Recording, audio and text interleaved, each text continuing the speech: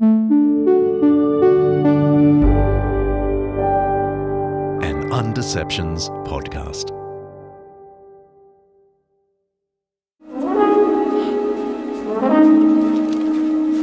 Excuse me? Goodness gracious me.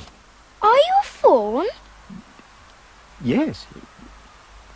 Yes, I suppose I am. Should I be right in thinking that you are a daughter of Eve? My name is Lucy. But are you... forgive me.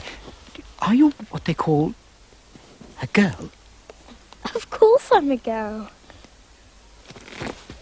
A human? Yes, girls are human. Well, this is delightful. It's delightful. I've never seen a human before. Fans of the works of C.S. Lewis will no doubt recognise the meeting between Lucy Pevensey and Mr. Tumnus, the faun, under the lamppost in the magical woods of Narnia. Lucy's discovery of Narnia has become one of the best-known scenes in children's literature. This version is courtesy of the BBC series that first aired in 1988. The tone is very prim and proper, but it's still delightful.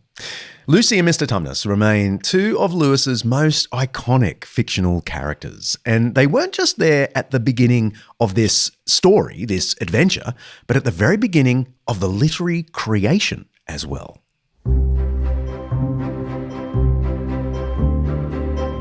Fans of the Chronicles of Narnia have often wondered where Lewis's ideas for the collection came from. Well, like most creative works, the Chronicles have a mixed parentage. Lewis says the first picture to pop into his head was the image of a faun carrying an umbrella and parcels through a snowy wood. But his idea of mystical creatures and talking animals goes back much further. When he was a young child, Lewis, who called himself Jack, and his brother Warnie wrote stories together about imaginary lands just to pass the time.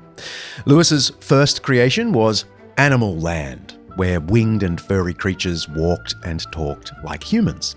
Later, he and Warnie created the Land of Boxen, where animals ran governments and managed railways. Narnia's physical descriptions are also rooted in Lewis's childhood. His enchanting forests and rolling green hillsides owe a lot to his Irish homeland, which he once described as heaven.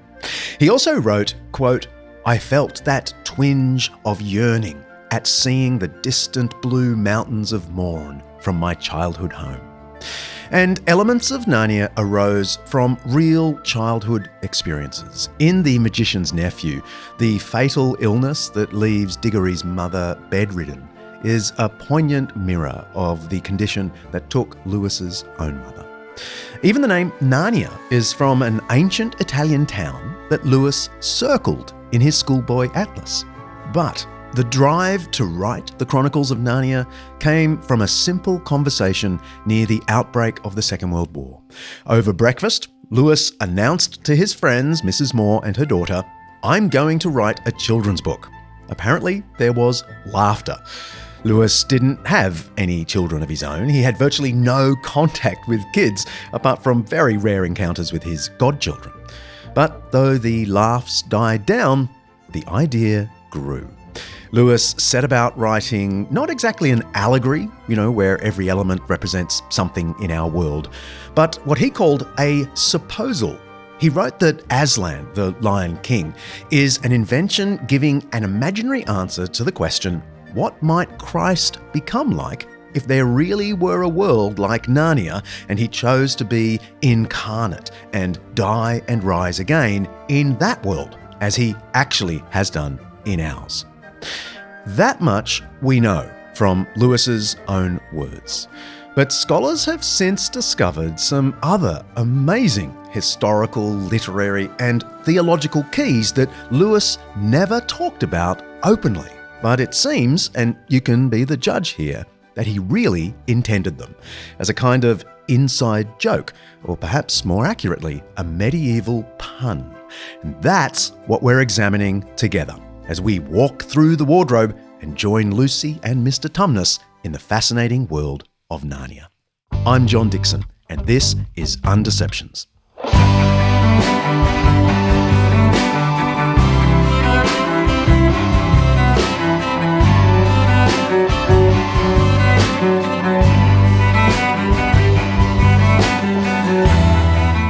Undeceptions is brought to you by Zondervan Academic's Master Lectures. It's a streaming service to satisfy your curiosity and help you understand the Bible and a bunch of other stuff with the world's leading Christian scholars.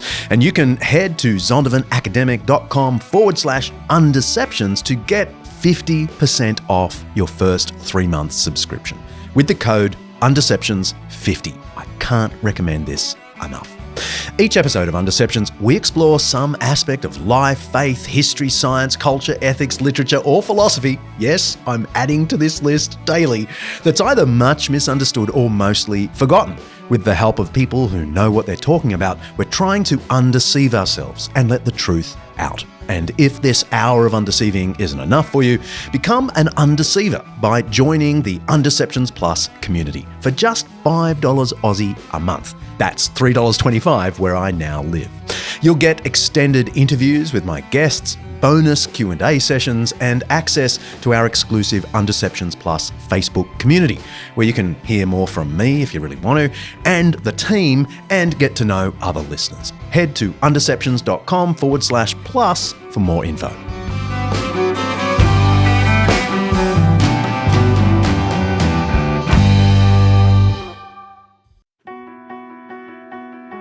This episode of Undeceptions is brought to you by Zondervan Academic's new book, Jesus and the Powers, by N.T. Wright and Undeceptions' favourite, Mike Bird.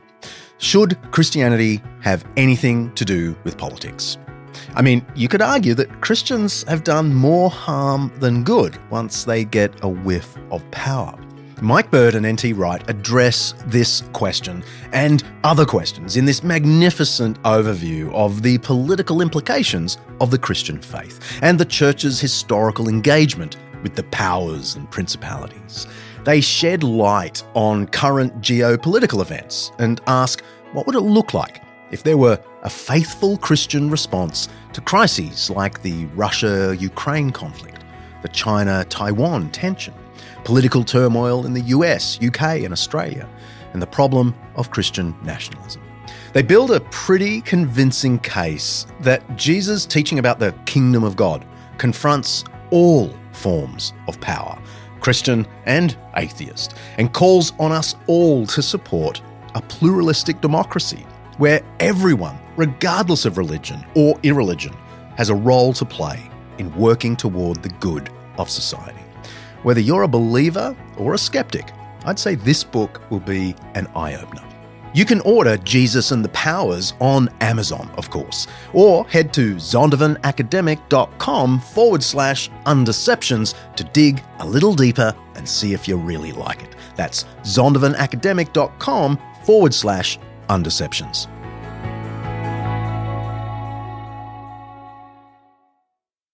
Thank you for having me on. I've just sent you an email, by the way, including a quotation from C.S. Lewis in which he says, "After all, undeceptions are a common enough event in real life." Oh, thank you.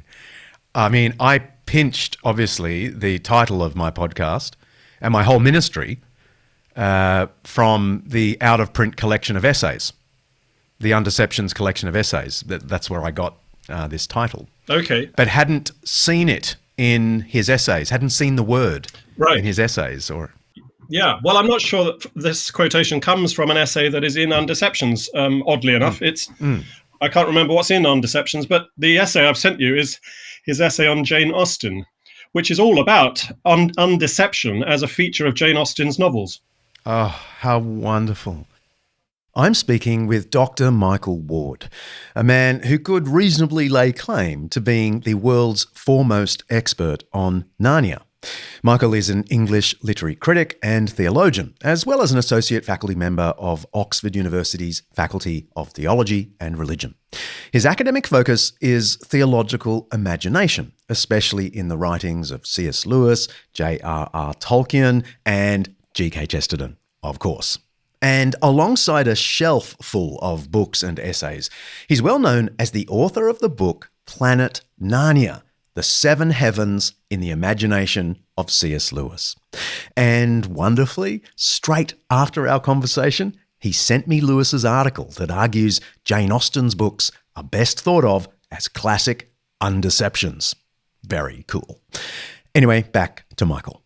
Michael, what's fascinated you so much to dedicate years of studying Lewis? What has fascinated you about him?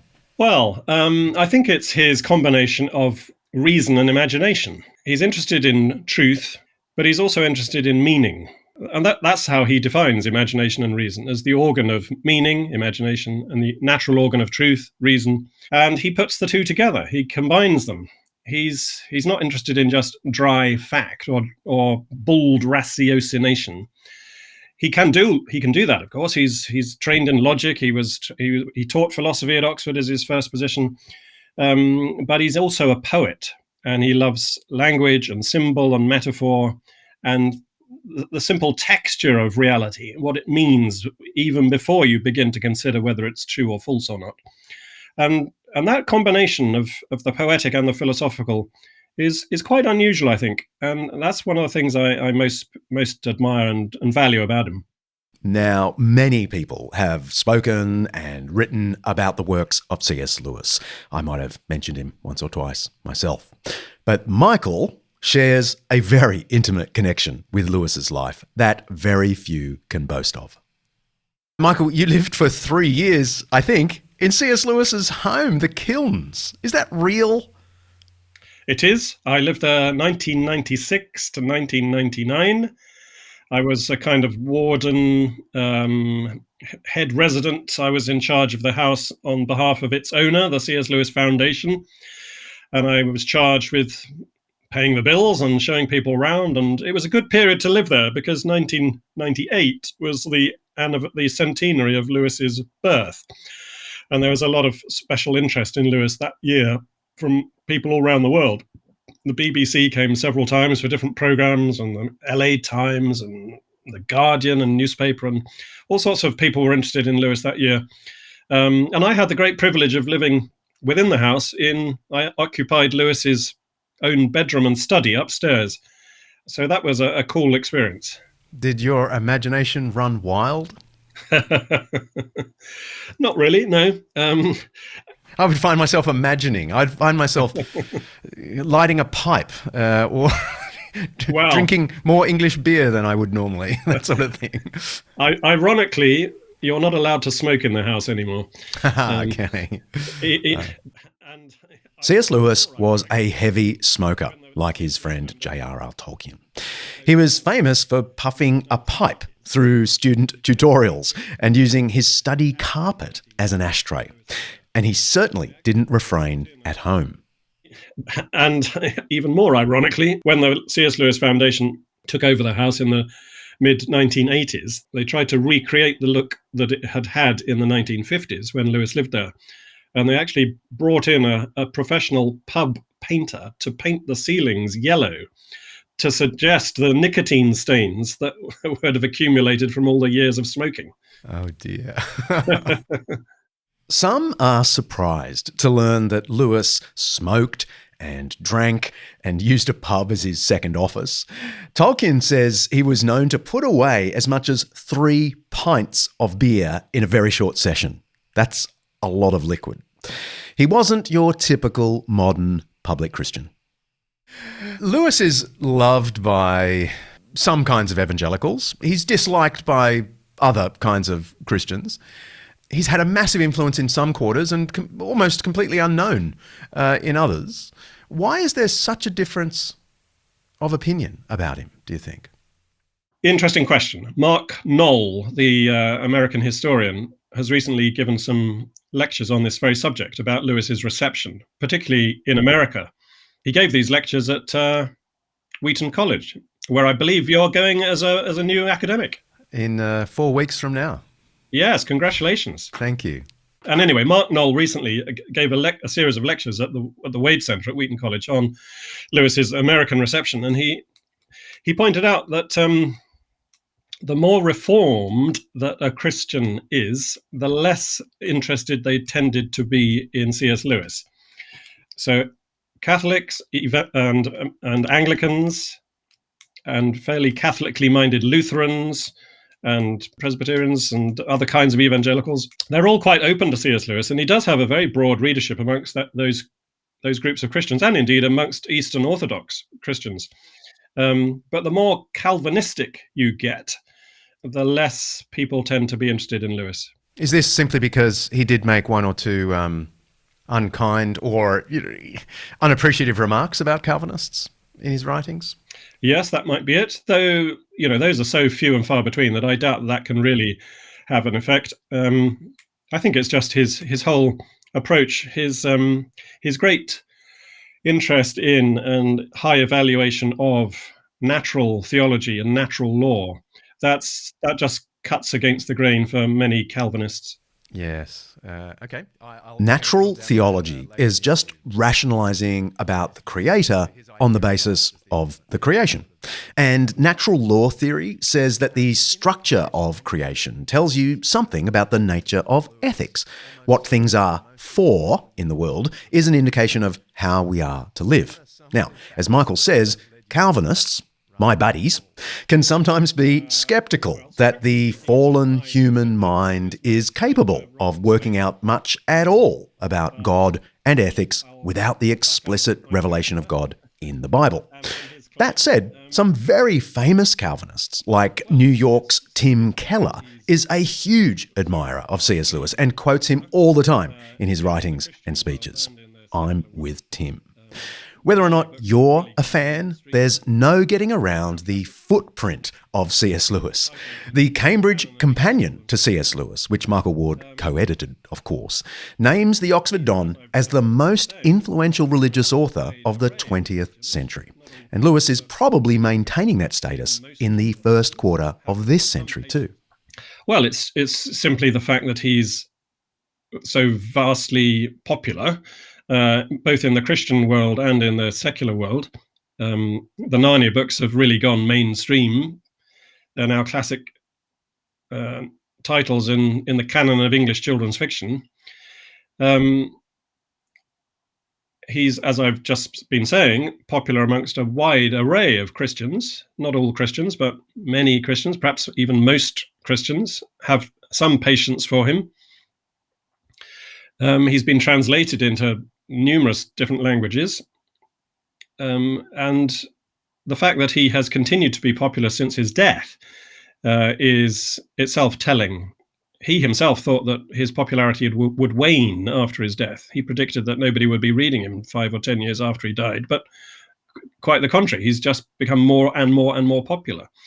And the fact that he's also associated with Tolkien, I think, helps his legacy and helps him to endure in the public imagination, because people who might not know much about Lewis but do know about Tolkien will eventually discover that Lewis and Tolkien were firm friends, and that if it hadn't been for Lewis's encouragement, Tolkien would never have finished writing The Lord of the Rings, which is often cited as the greatest work of fiction of the 20th century.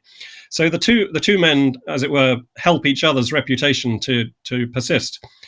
And so for all those reasons and others, including the fact that he works across such a wide waterfront of different genres and fields, so children's fiction, apologetics, poetry, journalism, academic works, those different genres, but also philosophy, English literary criticism, theology, popular apologetics. He just is touching lots of different bases where people live and find their way into him. Yes. He always played down his ability to contribute to theology. I mean, he was always self-deferential I could only speak as a layman, that kind of language. But do you rate him theologically? I mean, obviously we can't put him up there with Karl Barth or Jürgen Moltmann or Wolfhard Pannenberg, but do you rate him as a theologian? Yes, I do. And indeed, this is another point that my co-editor of the Cambridge Companion, Rob McSwain, makes, that it's bizarre that C.S. Lewis should not appear in lists of significant 20th century theologians, given the impact that he has had in theology and in the church more generally. It just goes to show what a narrow and over-professionalized conception of theology that we have had if someone like C.S. Lewis isn't regarded as a significant theological voice. Now, admittedly, he wasn't a trained theologian, and admittedly, he never taught theology officially at either Oxford or Cambridge, his two universities. And you're quite right that he always disavowed any professional credentials. He wasn't a priest. He wasn't a proper theologian. He said he's only a layman, a very ordinary layman of the Church of England, he says. And those are all true. But he was also exceptionally well read in theology. He was a very devout Christian, so he was interested in applying theology into his spiritual life. It wasn't just a cerebral game for him. It was a matter of the most important existential reality. But then I think the real contribution he makes to theology is, and this connects to what I was saying in answer to your earlier question, he's imaginative. He's a poet. And his theological imagination, I think, is the thing that marks him out and highlights his particular value in theology, that he's so interested in metaphor and language and symbol and rhetoric. That's his chief contribution, I always think. Lewis isn't remembered by most people as one of the most original exponents of the Christian faith, as one critic put it. Arguably, he's better remembered as the author of a shelf full of imaginative fiction. Biographers like A.N. Wilson have argued that Lewis sort of retreated into fiction writing after being out-debated at the Socratic Club by the Oxford philosopher Elizabeth Anscombe. You can hear more about that in episode 80, Lewis's Oxford, which is sort of the companion to this episode. Sort of.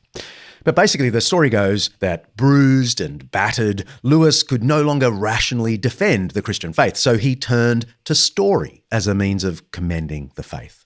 And that's how he ended up penning his most famous fictional works, the Chronicles of Narnia. It's a cool story that skeptics sometimes like to tell, so I raised it with Michael. Yeah, that way of talking about the conception or the inception of the Narnia Chronicles is so much bunkum, if you ask me. There's nothing to it at all, neither generally nor particularly. Generally, because Lewis had been writing fiction for years before he started the Narnia Chronicles. He'd written 3 stories of interplanetary adventure, the Ransom trilogy. He'd written the Screwtape Letters. He'd written The Great Divorce. Long before he turned to Narnia. And at the same time as he was writing all those fictional works, he was writing more philosophical, apologetical, non-fiction works like The Problem of Payne and Mere Christianity and The Abolition of Man. So he'd always been riding 2 horses abreast, as it were. So we can hardly say that he turned as a novelty to fiction writing when he started writing Narnia. He'd already been writing loads of fiction for years. So that's just a general point. The more particular point is that, well, first of all, this debate that he had with Elizabeth Anscombe has been much overblown. He admitted that she won the debate. She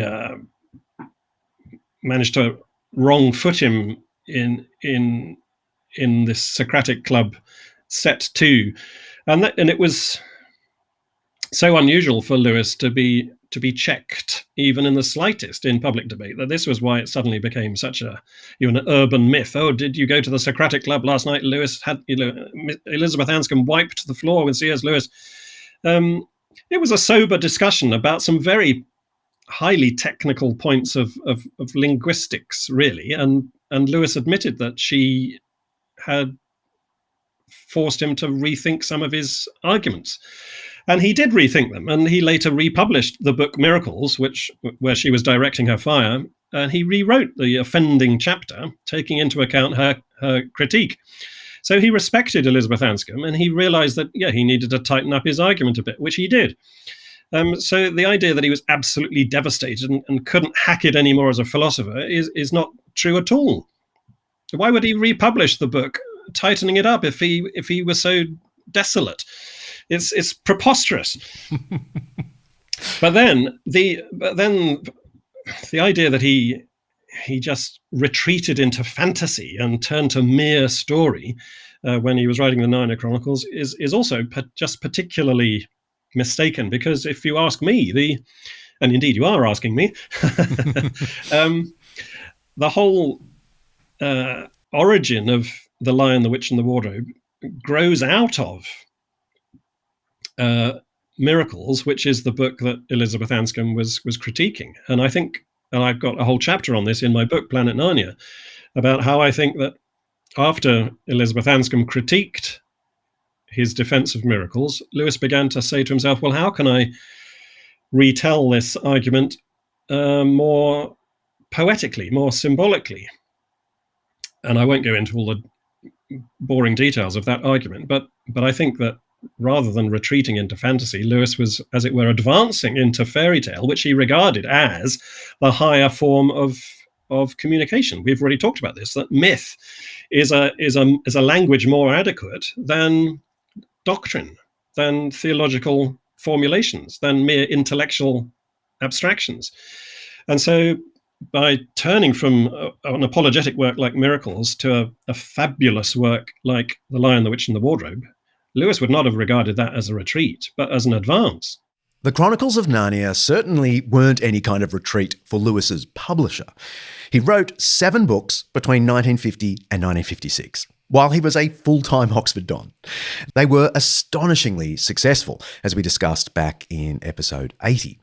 In case you're new to Lewis's Narnia collection, I asked the author of Planet Narnia to give us a potted history.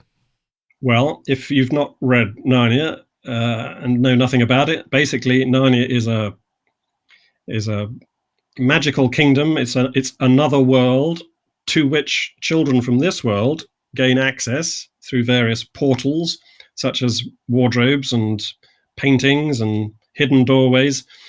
And they arrive in Narnia at various crucial points in Narnia's history, and these children from England manage to participate in Narnian history, and they're present at its creation, they're present at its final judgment, and in The Lion, the Witch and the Wardrobe, they're present at that moment when Narnia has its own Christ event, when Aslan, the king of Narnia, who's this lion figure, dies and rises. And that's Lewis's own attempt to tell his own myth of a dying and rising god, except in this case, the god is a lion called Aslan, who dies and rises in a very Christ-like way in order to redeem a young schoolboy called Edmund, who has betrayed his brother and his sisters.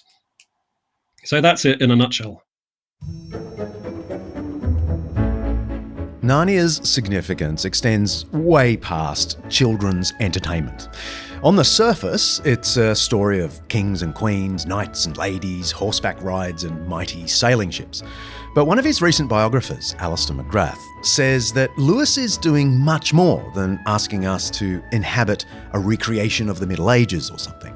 Rather, quote, Lewis is giving us a way of thinking by which we can judge our own ideas and come to realise that they are not necessarily right on account of being more recent.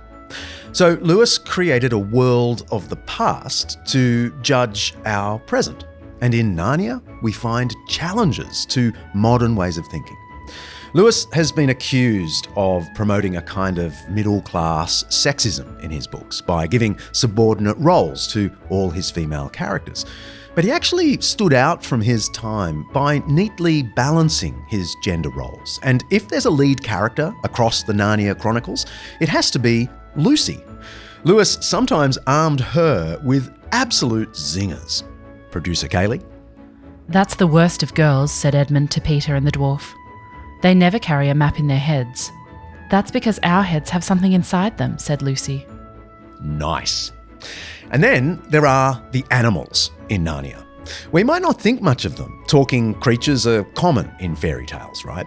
But Lewis was writing in the middle of a very public debate on animal vivisection. By giving them voices, Lewis emphasised the biological proximity of humans and animals, and he was challenging humanity's right to do whatever they pleased with them. Outside of his books, he even teamed up with children's author Lewis Carroll of Alice in Wonderland fame to protest cruelty to animals.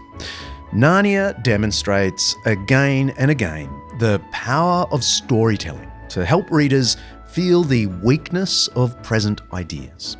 But Lewis's Chronicles are more than just parables for teaching ethics. There is a profound worldview here. Now, we go into detail about Lewis's conversion to Christianity in that previous episode I keep mentioning, but it's worth remembering that pivotal to his conversion were some conversations with J.R.R. Tolkien and his other good friend, the English professor Hugo Dyson. They convinced Lewis to see an intimate connection between myth and reality. And Lewis admitted to Tolkien and Dyson that he had always found those myths profound and suggestive of meanings beyond his grasp.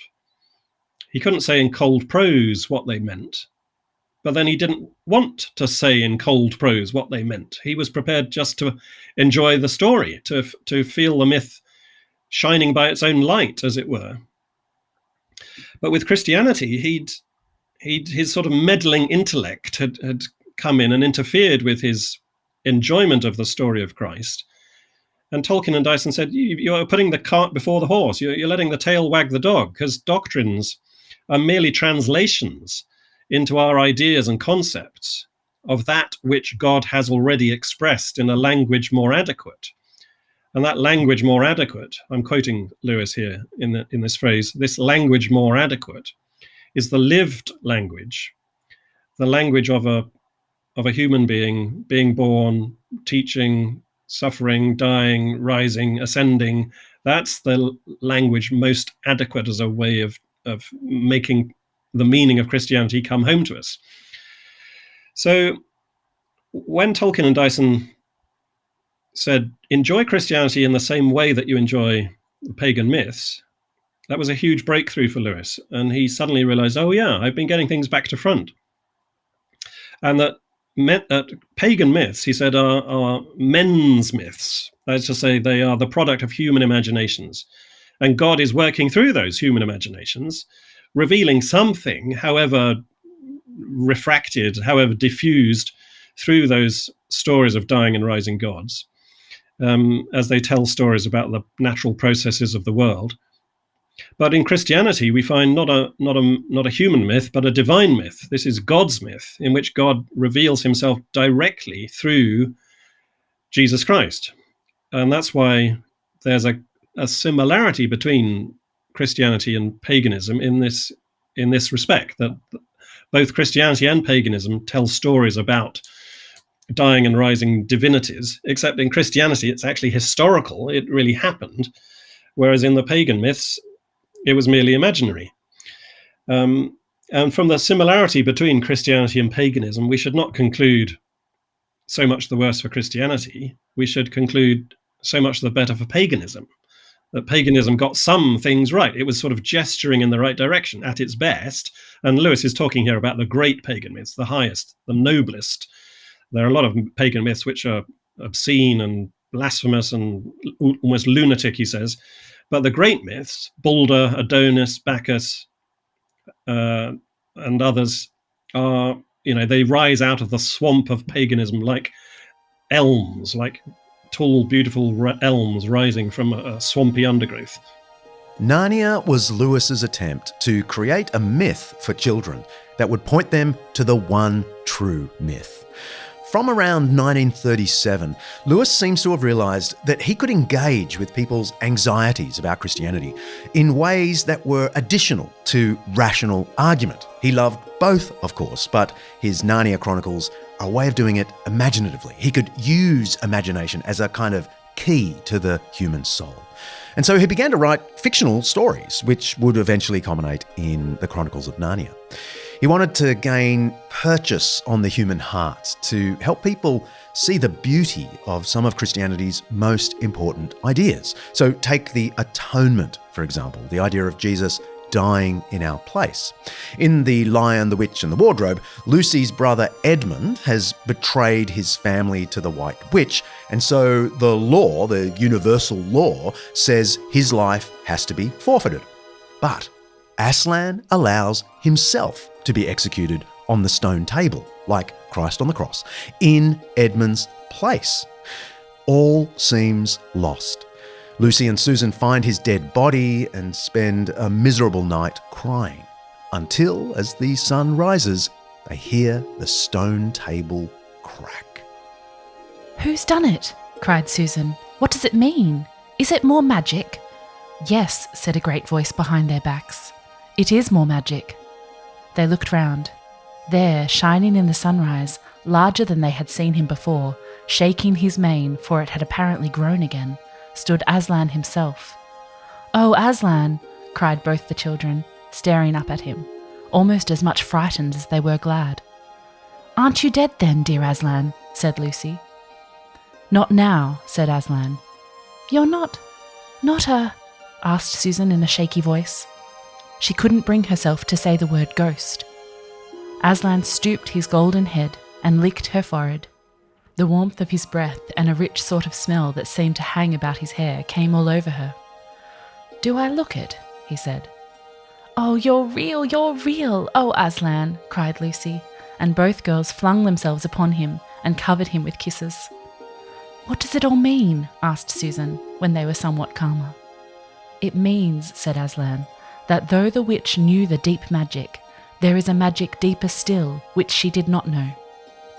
Her knowledge goes back only to the dawn of time, but if she could have looked a little further back, into the stillness and the darkness before time dawned, she would have read there a different incantation. She would have known that when a willing victim who had committed no treachery was killed in a traitor's stead, the table would crack, and death itself would start working backward." Death itself would start working backward. I get a chill down my spine when I read that. Even if I don't quite get it intellectually, I find myself longing for it, seeing its beauty. Now, in some ways, all of this is pretty straightforward, especially if you've read some C.S. Lewis or about C.S. Lewis. But we've got some insights after the break that are not straightforward. They are not obvious. It really seems like Lewis built into the world of Narnia a hidden structure, a kind of coded message. That might sound like a Dan Brown-style conspiracy, but it isn't.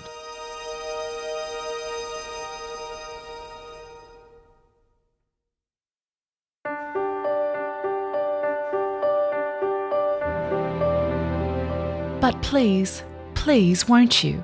Can't you give me something that will cure Mother?" Up till then, he had been looking at the lion's great feet and the huge claws on them.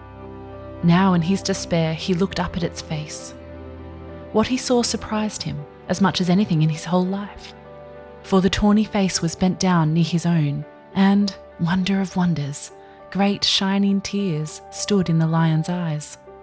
They were such big, bright tears compared with Diggory's own, that for a moment he felt as if the lion must really be sorrier about his mother than he was himself. my son," said Aslan. "I know. Grief is great." C.S. Lewis, The Magician's Nephew. That's Aslan again in The Magician's Nephew. The first, or maybe the last of the Chronicles of Narnia, depending on your approach. It tells the story of the creation of Narnia, so it's a beginning. But it was also the last book that Lewis wrote, so it's a kind of ending. And that brings us to the overarching structure of the Chronicles of Narnia. There are actually 3 different ways you can read the 7 books: the order in which Lewis wrote them, the order in which they were published, and the order suggested by their internal chronology. We'll put a chart in the show notes so you can get your head around all of that and start reading them. But each order suggests a different way of thinking about the Chronicles of Narnia, and those considerations have set literary scholars searching for a unifying theory that would bind all 7 books together.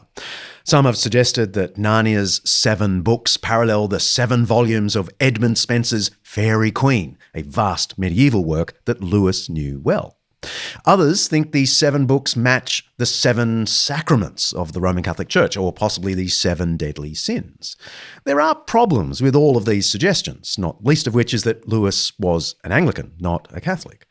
But in 2008, Michael Ward set the critical world on fire with an idea that might have won the day. You've made the astonishing claim that you've found a hidden meaning in Lewis's Narnia series that ties the whole thing together. Can you put that simply before I ask you a few more questions drilling down on it? Yeah, well, there are 7 Narnia Chronicles, and a question has often arisen as to why there are 7 and as to why they are so very different from each other. Where's the consistency? Where's the uniformity across these 7 different books? Various explanations have been offered by people.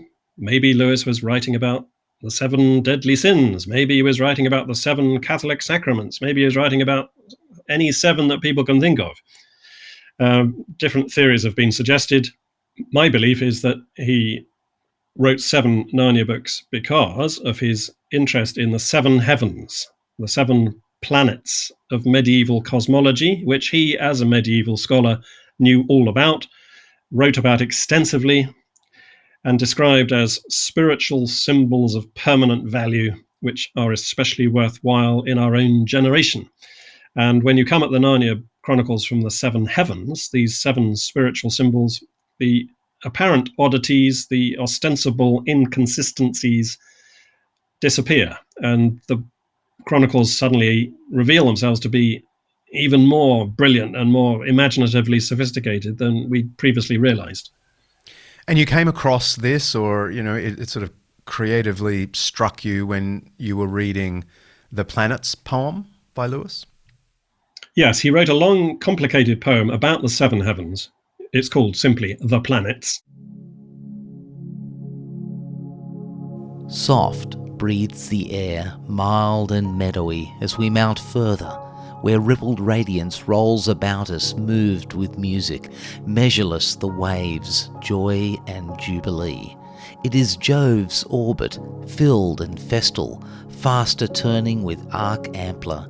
From the Isles of Tin, Tyrian traders in trouble steering came with his cargoes, the Cornish treasure that his ray ripens. Of wrath ended and woes mended, of winter past and guilt forgiven, and good fortune, Jove is master.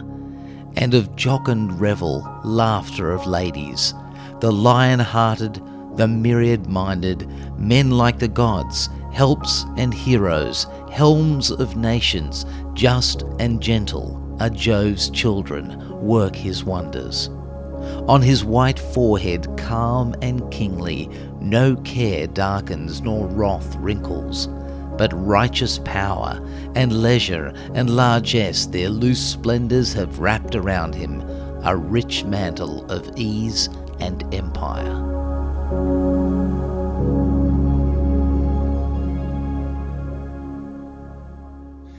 And I was reading this one night in bed. I was halfway through my PhD researches. I was looking at Lewis's theological imagination at the time. And I got to the lines about Jupiter. And one of the influences that Jupiter was thought to bring about, according to medieval thinking, was this, as Lewis puts it in the poem: winter past and guilt forgiven.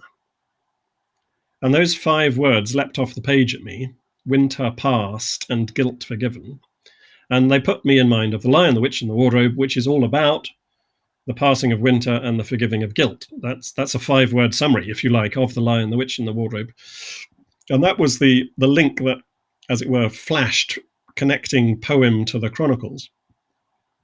And as I began to think about the other 6 Chronicles and the other 6 planets, it was pretty clear to me that they all matched up. There was no forcing, there was no crowbarring. It just clicked into place all over the picture. And I suddenly thought, oh, this is what he was up to. And it was the most marvelous sort of revelation, as it were, of his secret imaginative design of the Chronicles. It's the only original idea I've ever had in my life, and it's dominated my life since I had it back in 2003. But how does it connect to Jupiter?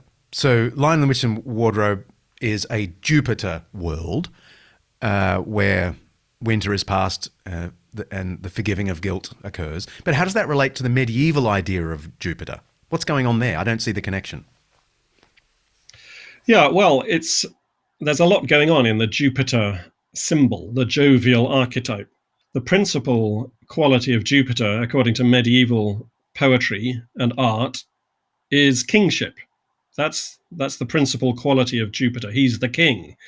But as Lewis says in one of his academic works, we must think of a king at peace, enthroned, taking his leisure, serene, tranquil, festive, prosperous, magnanimous. When Jupiter dominates, we may expect peace and halcyon days, he says.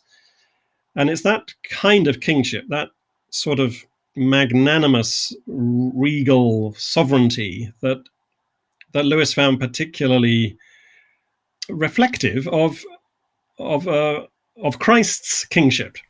Yes, and you're saying that the mood of the medieval understanding of Jupiter gives us the atmosphere of the Lion, the Witch, and the Wardrobe.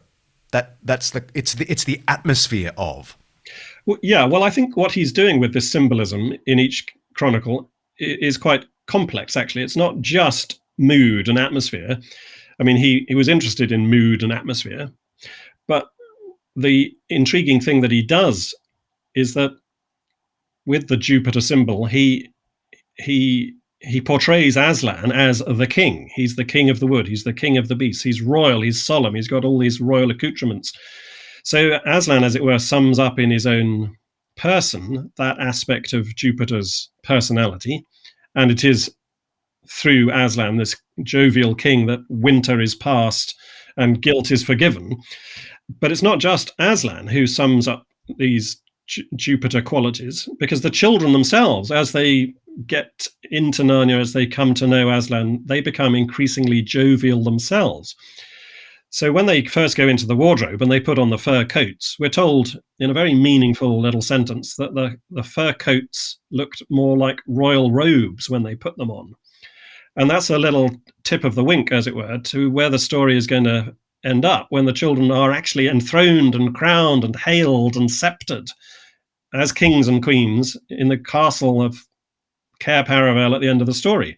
And we're told repeatedly by Aslan and one of the other characters that once you're a king in Narnia, you're always a king in Narnia, or once you're a queen in Narnia, you're always a queen in Narnia.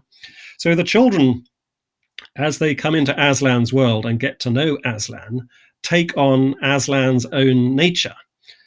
And that's, from a theologically imaginative point of view, a really, really significant thing for Lewis to depict, because he's showing subtly and indirectly how we grow up into the fullness of the stature of Christ. As we love him, as we obey him, as we know him, we become like him. So the children become kings and queens after the jovial king himself in The Lion, the Witch, and the Wardrobe. And in Prince Caspian, which is the Mars book, they become martial. And in the Dawn Treader, which is the Sun book, the sun was a planet according to medieval thought, the children learn to drink light and they can stare into the sun as they become acquainted with Aslan, who in that book is depicted under the heading of Christ, the light of the world, to use biblical terminology, and so on 7 times over. So that it sometimes confuses people to discover that the sun and indeed the moon were regarded as planets in the medieval cosmology, but they were, and the other 5 were Mars, Mercury, Venus, Jupiter, and Saturn. And it's these 7 planets which give us the names of the days of the week. That's probably the best way to think about them if you're trying to remember what the 7 planets are. This is before astronomers had discovered Neptune or Uranus or Pluto. So, following Michael's theory, The Lion, the Witch and the Wardrobe is the Jupiter book, and Prince Caspian is the Mars book. And the others? Well, The Voyage of the Dawn Treader is the Sun, and The Silver Chair is the Moon. The Horse and His Boy is Mercury, The Magician's Nephew is Venus, and The Last Battle is Saturn. Michael says this ancient cosmology didn't exactly dictate the plots of the books, but the books draw on the characters, the vibe of one of those planets. Planets which Lewis once described as spiritual symbols of permanent value and especially worthwhile in our own generation. You had read the Narnia series many times. You were a growing scholar of this. Why do you think you began to see it at that point? I mean, I know the reason was that line, but was there something else? I mean, had you been striving for a unity of thought? Yes, I had been looking at the Narnia Chronicles from a sort of literary critical point of view, asking myself, why is it that they are so apparently disconnected from each other? Why do they have such different tones and flavours? And I wasn't the only scholar who was thinking along these lines. As I said, other people have been suggesting different explanations to account for the oddities. I myself had once made a half-hearted attempt to link the Chronicles to different plays of Shakespeare, because there are lots of Shakespearean allusions in the Chronicles. But although I could make that work for 3 or 4 of them quite well, it didn't really account for all 7. And I abandoned that idea. But I was working away almost sort of unconsciously at this question, nibbling away at it, I suppose. And in my PhD research, I was looking at Lewis's understanding of wordless communication, implicit communication, saying things without saying them, if you like. This is an important theme in his book on prayer, Letters to Malcolm, where he says that prayer without words is best if you can achieve it, not to verbalize the mental acts, he says. And I was intrigued as to why so articulate a man as C.S. Lewis would want to pray wordlessly.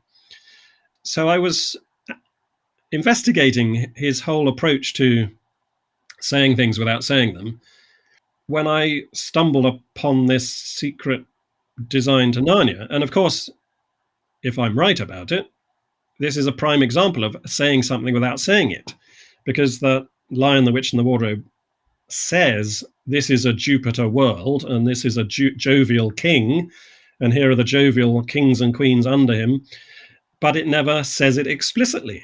It's woven into the warp and woof of the whole text so that everything bespeaks this jovial reality, but it's never explicitly identified.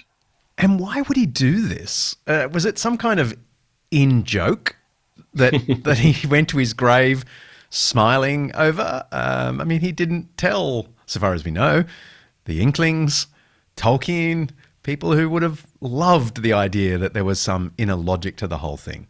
Well, I think in a certain way it was a joke, a game, an intellectual game that he was playing.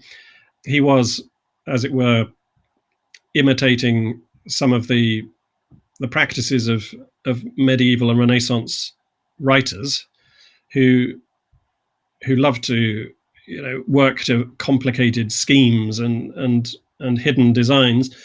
So there was that going on, and indeed when I told someone in Cambridge, an old man who had known C.S. Lewis in the 1950s, what I discovered, this old guy said, "Oh, that's exactly like Jack." There are other medieval elements at play in Narnia. For a start, the plot is a lot like the great mystery plays of the Middle Ages, like those performed at York in the 14th and 15th centuries. Just like the events in The Lion, Witch and the Wardrobe, an arrogant Satan, represented by the White Witch, is tricked into furthering God's plan, just when it looked like darkness had conquered the forces of light. And the passion plays of the medieval period regularly contained something called the harrowing of hell, a dramatic performance of the risen Christ battering down the gates of Satan's kingdom. And that's a bit like Lewis's lion conquering the witch's castle. But whatever book we're in, whatever aspect of medieval imagery they might represent, there's always one character at the centre, Aslan.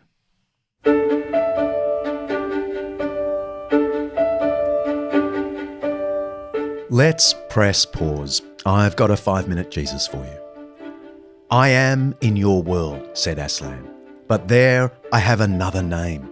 You must learn to know me by that name. This was the very reason why you were brought to Narnia, that by knowing me here for a little, you may know me better there. The Lion, the Witch, and the Wardrobe. There is a straightforward reason the Christ figure in Narnia is a lion. It's not just because lions are traditionally the kings of the animal kingdom. It's a Bible thing from the first book and the last. In listing the tribes of Israel, the book of Genesis, chapter 49, describes the tribe of Judah like this. You are a lion's cub, Judah. You return from the prey, my son.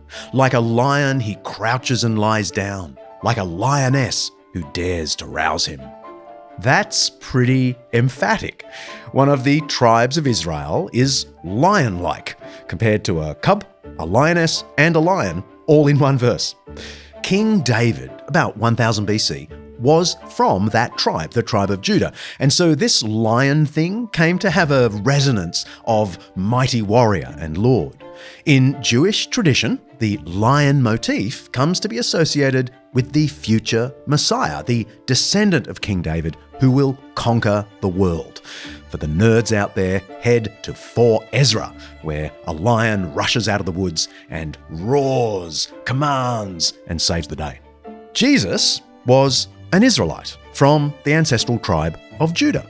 And indeed, he was a direct descendant of King David. But Jesus never refers to himself as the lion. But the last book of the Bible, the New Testament book of Revelation and chapter 5, there is an apocalyptic vision about Jesus which explicitly calls him the Lion of Judah. But it does so in a way that completely upends the normal expectations of the roaring, commanding king of the animal kingdom. Listen to this passage. It's a wonderful piece of theological subversion, and it's the key to understanding C.S. Lewis's Aslan. I wept and wept, says the author John, because no one was found who was worthy to open the scroll or look inside. This scroll, by the way, is the scroll outlining the course and meaning of human history. I'll continue reading. Then one of the elders said to me, "Do not weep. See, the Lion of the tribe of Judah, the Root of David, has triumphed. He is able to open the scroll and its 7 seals." Okay, this is a big build-up, right? The Lion of Judah is here to save the day, to unlock history, to triumph over all. And now, here is the very next sentence about the appearance of the lion. Then I saw a lamb, looking as if it had been slain, standing at the centre of the throne. The lion, the king, turns out to be a slain lamb, a lord who gave himself for others instead of lording it over us. The Messiah's true victory is in dying for us, bearing our judgment, so all the world could be forgiven and brought back into relationship with the Creator. This is what Lewis is doing. Yes, Aslan is a lion, but he is a king that dies for his beloved kingdom. You can press play now.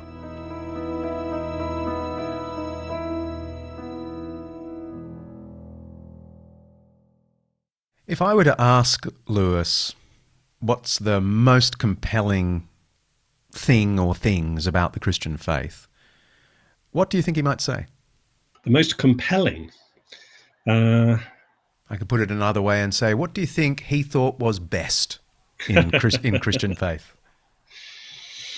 Golly, what a big question.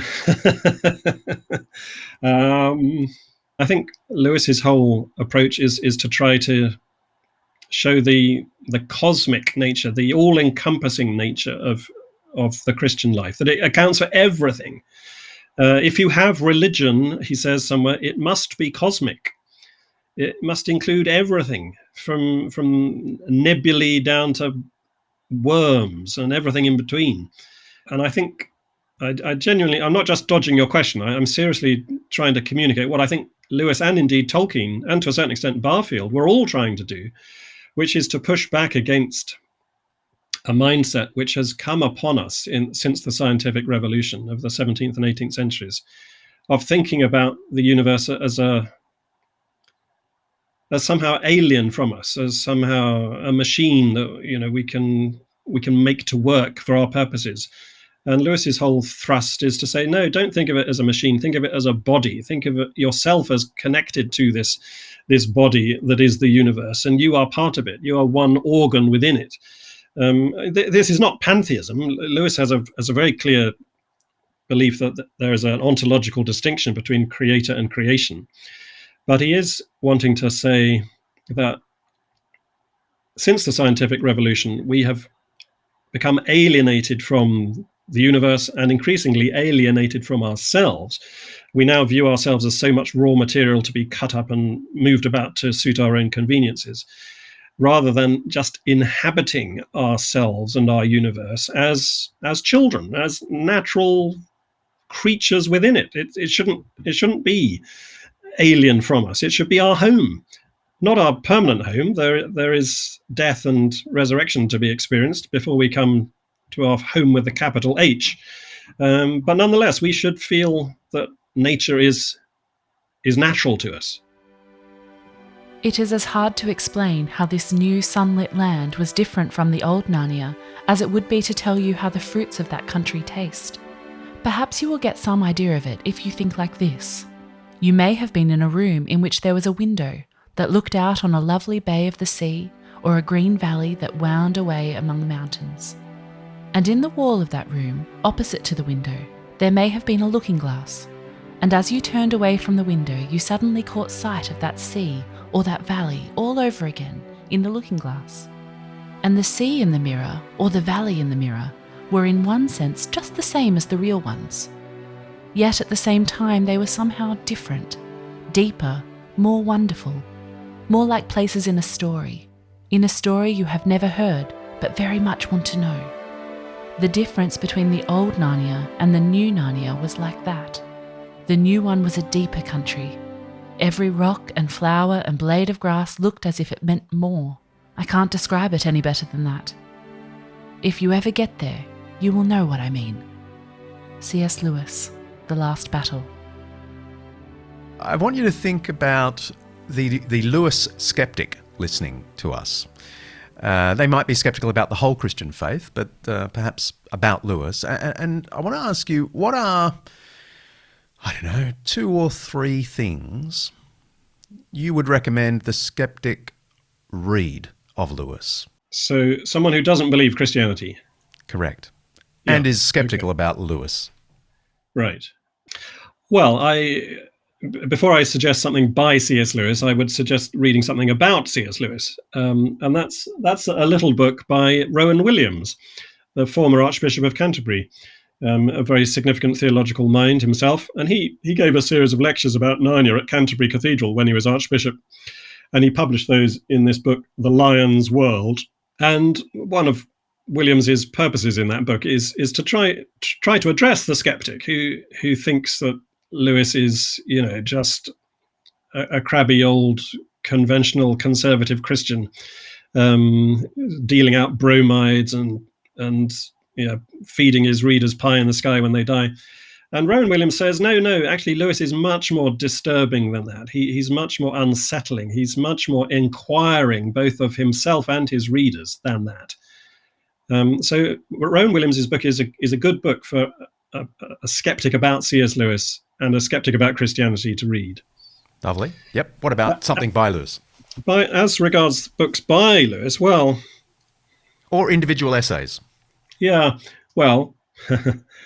As we're on the Undeceptions podcast, maybe I should mention his essay on Jane Austen. This is a bit of a left field answer because This is not explicitly about Christianity, but he's writing about a Christian novelist, Jane Austen, and he's pointing out how in many of Jane Austen's novels, the heroine goes through a process of undeception.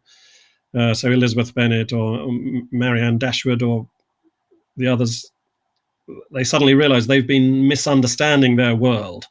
They need a paradigm shift. They need to view themselves and their world in a different relation. And it's that process of undeception, of conversion, if you like, that Lewis admired in Jane Austen, which he analyzes brilliantly in that essay. You can find it in Selected Literature. And yes, dear listeners, we'll put a link in the show notes for that article. Is that a thing, Kaley? Can we do that? For sure. Okay. Michael Ward says Lewis wasn't magically converted. His belief in God and finally his faith in Jesus Christ were struggles that took decades to resolve. I'm pretty sure some of our listeners will resonate with that. So he didn't find faith easy. And this is what perplexes me about some people who say that Lewis doles out easy answers to difficult questions. It makes me wonder whether they've ever read C.S. Lewis, because the whole thrust of his writings is to say, no, Christianity isn't easy. It's easy for those who do it. It's like riding a bike. It's easy once you can do it. It's easy for the saints, as it were. But because we are fallen, we find it difficult to get there. We find it unbelievable for a good period of our lives, many of us. And he's expert at clearing away the obstacles to adult, mature faith. And so his own autobiography, Surprised by Joy, would be a good thing for people to read about that. As would, I always think his Screwtape Letters is an absolute classic work. And that's particularly astute on the psychological barriers to faith. And the way that we're tempted to dismiss Christianity is for reasons, often incompatible reasons. It's a work of supreme wit, the Screwtape Letters. My wife and I read that over our cup of tea in the morning. Every 5 or 6 years, we'll pull it out and say, it's time again for Screwtape Letters. Exactly. It's so challenging to our own evasions and obscurantism, because, even mature Christians, they still are apt to fall into these errors that he's diagnosing in the Screwtape Letters. And he does it so brilliantly that you can't take offense. This is why it's such a work of classic wit, that if he said the same point directly, we'd feel got at, we'd feel lectured and moralized about. But because he says it all back to front, as it were, from the devil's point of view, and we laugh at ourselves, then he sugars the pill. The medicine goes down very easily. In a sense, Lewis is writing the same story over and over again about God and his relationship with his creation. J.R.R. Tolkien wasn't as theologically explicit as Lewis, but his Lord of the Rings is a critique of worldly power and a call to renounce it for the sake of the good. The epic struggle to possess the master ring that controls all the other rings of power ends with destroying the ring to save the world from itself. The Christian resonance is impossible to miss. Both of these great authors are embodying profound theological ideas in imaginative form.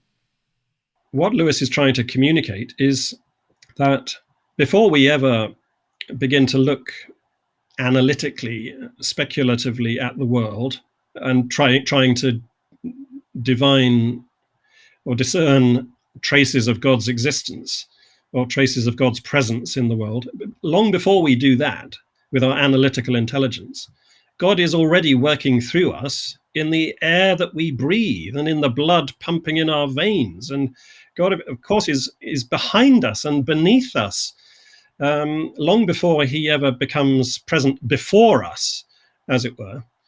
And it's that holistic presentation of God's activity in our lives, which Lewis is trying to depict imaginatively in Narnia by by drenching the Narnia world with this jovial spirit in The Lion, the Witch and the Wardrobe, so that you never look at it. You look along it. You're inside it. You're inhabiting it.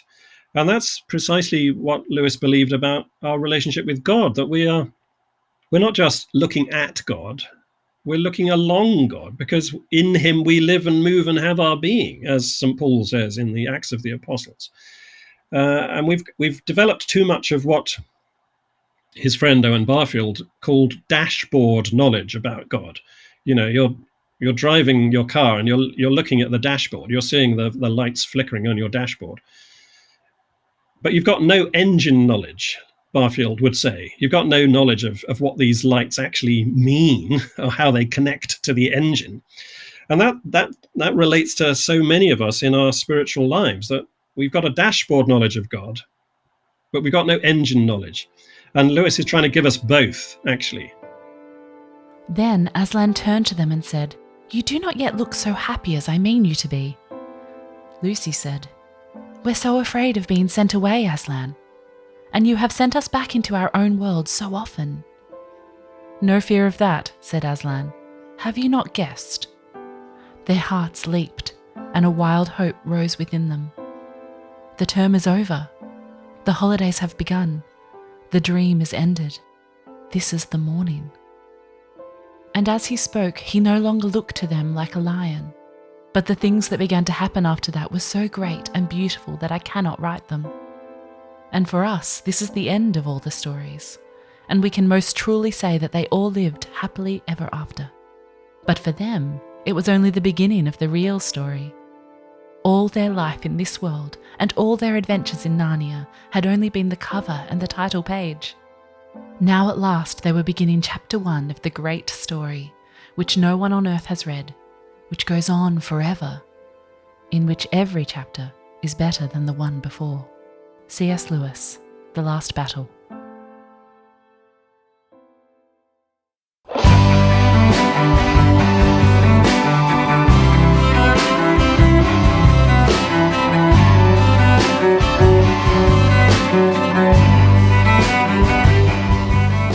If you like what we're doing, there are a bunch of things you can do for us, and we need them all. You can go to Apple Podcasts and give us a review. You can go to Undeceptions.com and pick up one of the t-shirts from our store. And if you want to help our expanding team, please consider making a donation. Go to Undeceptions.com and click the donate button and just, see where the wind blows. And while you're there, send us a question by audio or text, and I'll try and answer it in an upcoming Q&A episode. See ya.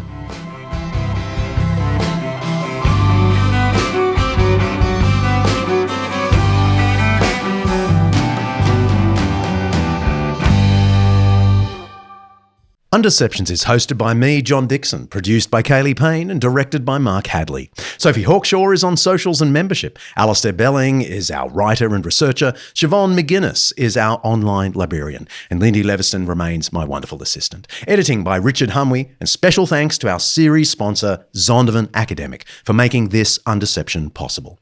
Undeceptions is the flagship podcast of Undeceptions.com, letting the truth out.